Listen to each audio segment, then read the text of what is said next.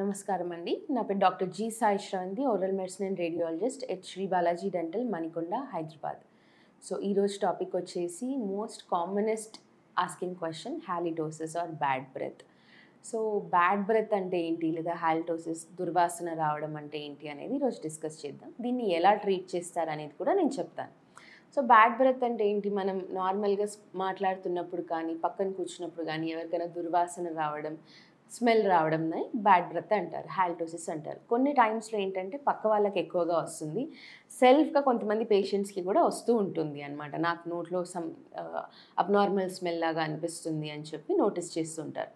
So వీటికి చాలా multiple reasons ఉంటాయండి. ఒకటే రీజన్ వల్ల బ్యాడ్ బ్రెత్ అనేది ఎప్పుడూ ఉండదు. సో దీంట్లో మల్టిపుల్ రీజన్స్ ఏంటి, అసలు దీని కాజ్ ఎలా వస్తుంది అనేది ఫస్ట్ తెలుసుకుందాం. ఫస్ట్ థింగ్ వచ్చేసి ఓల్డర్ ఇండివిజువల్స్లో చాలా వరకు మనం చూస్తుంటాము. సో షుగర్, బీపీ ఉన్న వాళ్ళల్లో చాలా వరకు అసిటోన్ ఆర్ కీటోన్ బ్రెత్ అంటుంటారు. అంటే వాళ్ళకి జనరల్ ఫిజికల్ కండిషన్స్ వల్ల, డయాబెటీస్ కానీ వేరే ఏదైనా కండిషన్స్ వల్ల బ్రెత్ అనేది మారుతూ ఉంటుంది. సో వీళ్ళలో షుగర్ అనేది, బాడీ బ్లడ్ గ్లూకోజ్ లెవెల్స్లో షుగర్ అనేది పెరిగినప్పుడు చాలామందికి బ్రెత్ అనేది మారుతూ ఉంటుంది. కొంతమందిలో అది అబ్నార్మల్గా రావడం, వాళ్ళకి ఫీల్ అవ్వడం ఉంటూ ఉంటుంది. సో సెకండ్ రీజన్ వచ్చేసి నోట్లో ఫుడ్ ఇరుక్కున్నప్పుడు. చాలామంది నోటీస్ చేయరు, కొంతమందిలో ఉంటుంది, నోటీస్ చేస్తుంటారు, ఒక పాయింట్లోనే ఫుడ్ ఇరుక్కుతుంది, ఎప్పుడు క్లీన్ చేసుకుంటుంటానని. కొంతమందిలో ప్రాక్సిమల్ కేరియస్ అంటాం, అంటే పన్నుకి మధ్యలో పుచ్చు రావడం అనమాట. సో దీంట్లో ఏంటంటే విజిబుల్గా కనిపించదు, మీకు అక్కడ ఫుడ్ ఇరుక్కుందని కూడా ఏర్పడదు. మనకు చిగురు దగ్గర ఇరుక్కున్నప్పుడు మాత్రమే చాలా వరకు ఏర్పడుతూ ఉంటుందన్నమాట, సమ్ డిస్టర్బెన్స్ లాగా. టీత్ స్ట్రక్చర్లో ఉన్నప్పుడు అంత ఎక్కువగా గమనించరు చాలామంది, అంత డిస్టర్బెన్స్ ఉండదు వాళ్ళకి నోట్లో కూడా. సో అలాంటప్పుడు ఏంటంటే ఫుడ్ ఇరుక్కొని అది డికంపోజ్ అయిపోతూ ఉంటుంది, కాబట్టి లైట్గా బ్యాడ్ స్మెల్ రావడం అనేది జరుగుతూ ఉంటుంది. థర్డ్ థింగ్ ఏంటి అంటే గారా ఉన్న వాళ్ళలో, అంటే వీళ్ళలో ఏంటి అంటే తిన్న ఫుడ్ ఇరుక్కొని క్యాల్సిఫై అయ్యి క్యాల్కులస్ అంటారు మనం దాన్ని. ఆ క్యాల్కులస్ ఉన్న పేషెంట్స్లో కూడా మనకు బ్యాడ్ బ్రెత్ ఉంటుంది మైల్డ్గా. ఫోర్త్ థింగ్ ఏంటంటే స్మోకింగ్ కానీ పాన్ గుట్కా తినే వాళ్ళల్లో కూడా బ్యాడ్ బ్రెత్ ఉంటూ ఉంటుంది. సో ఈ రీజన్స్లో ఏ ఒక్కటి ఉన్నా కూడా మనకి బ్యాడ్ బ్రెత్ అనేది వస్తూ ఉంటుంది. ఫిఫ్త్ థింగ్ వచ్చేసి చిగుర్ల ప్రాబ్లం ఉన్నప్పుడు, అంటే మనకి ఎక్సెసివ్ బ్లీడింగ్ అవుతుంది. కొంతమంది ఏంటంటే బ్రష్ చేసినప్పుడు, తిన్నప్పుడు నోటీస్ చేస్తారు, కాన్స్టెంట్గా కొంతమంది బ్లీడ్ అవుతూ ఉంటుంది అప్పుడప్పుడు తిన్నప్పుడు కూడా.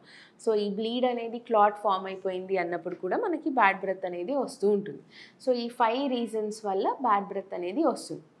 సో దీనికి ట్రీట్మెంట్ ఏంటి, అసలు ఎలా చేస్తారు? చాలా వరకు ఇన్సిడెంటల్ అండి, అంటే పక్క వాళ్ళు చెప్పడం కానీ, మనకు అనిపించడం కానీ, మన నోరు ఫ్రెష్గా లేదు అన్న ఫీలింగ్ ఉండడం కూడా బ్యాడ్ బ్రెత్లో ఒక సైన్.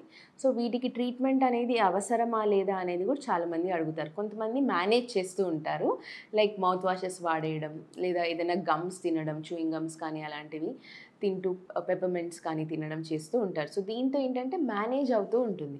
మేనేజ్ చేయడం అనేది ఒక టైం వరకు పాసిబుల్ అవుతుంది, కానీ బియాండ్ దట్ టైం డిఫికల్ట్ అయిపోతుందండి. సో దీన్ని క్లియర్ అవుట్గా ఎరాడికేట్ చేయాలి అంటే కాజ్ ఏదైతే ఉందో దానికి ట్రీట్మెంట్ చేయాలి. Coming to the first cause, diabetic పేషెంట్స్లో షుగర్ లెవెల్స్ ఆల్టర్డ్ ఉన్నాయా లేదా అని చెక్ చేసి షుగర్ లెవెల్స్ని మానిటర్ చేసుకుంటూ మెయింటైన్ చేసుకుంటూ ఉన్న వాళ్ళలో తగ్గిపోతుందండి. నార్మల్ షుగర్ లెవెల్స్ ఉన్నాయి అన్నప్పుడు తగ్గుతుంది. ఎందుకు అంటే షుగర్ పెరిగే కొద్దీ మనకి పెరియోడాంటల్ ప్రాబ్లమ్స్ అనేవి పెరుగుతూ ఉంటాయి, మనకి చిగురు సమస్యలు. సో చిగురు సమస్యలు పెరిగాయి అన్నప్పుడు బ్యాడ్ బ్రెత్ అనేది ఆటోమేటిక్గా పెరుగుతుంది. సో బ్లడ్ షుగర్ లెవెల్ నార్మల్కి వచ్చినప్పుడు చిగురు సమస్యలు కూడా తగ్గుతాయి అండ్ బ్యాడ్ బ్రెత్ కూడా తగ్గిపోతూ ఉంటుంది. సెకండ్ థింగ్ ఏంటి అంటే ఫుడ్ ఇరుక్కోవడం ఎక్కడన్నా.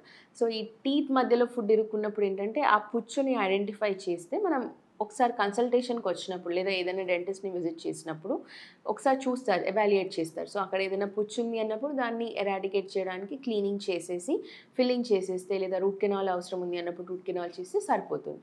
థర్డ్ థింగ్ వచ్చేసి గార పట్టడం, లేదా జింజైవల్ ప్రాబ్లమ్స్, పెరియోడాంటల్ ప్రాబ్లమ్స్ కానీ, యాప్సెస్ కానీ ఉండడం. సో వీటికి ఏంటి అంటే డీప్ క్లీనింగ్ చేస్తారండి. Depending on the grade of calculus, superficial cleaning, deep cleaning కానీ, లెనాప్ ప్రొసీజర్స్ చేసి కంప్లీట్గా ఓరల్ క్యావిటీని మనం calculus free and microbes free ఉంచినప్పుడు మనకి బ్యాడ్ బ్రెత్ అనేది తగ్గిపోతూ ఉంటుందండి. ఈ మౌత్ వాషెస్ వాడే వాళ్ళల్లో చాలామంది ఏంటంటే మౌత్ వాష్ ఒకరోజు వాడిన తర్వాత నాకు అంత అనిపించదు, ఒక 2 డేస్కి మళ్ళీ అనిపిస్తుంది అని. సో మౌత్ వాషెస్ వాడడం అనేది it is just managing, it is not treating the cause.